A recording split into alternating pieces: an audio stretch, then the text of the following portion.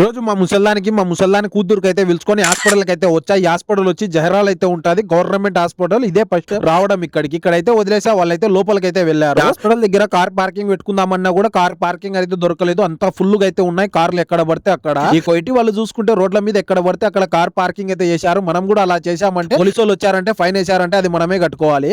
ఇక్కడైతే wheel chair గుర్తు కనబడుతుంది కదా, ఇది వచ్చి వికలాంగులకు కార్ పార్కింగ్ ప్లేస్. ఆ వికలాంగులకు కార్ పార్క్ చేసే ప్లేస్ లో మనం ఇంకా కార్ పార్క్ చేశామంటే ఫస్ట్ వచ్చి 5 దినార్లు ఫైన్ ఉన్నది, ఇప్పుడు వచ్చి 70 దినార్లు.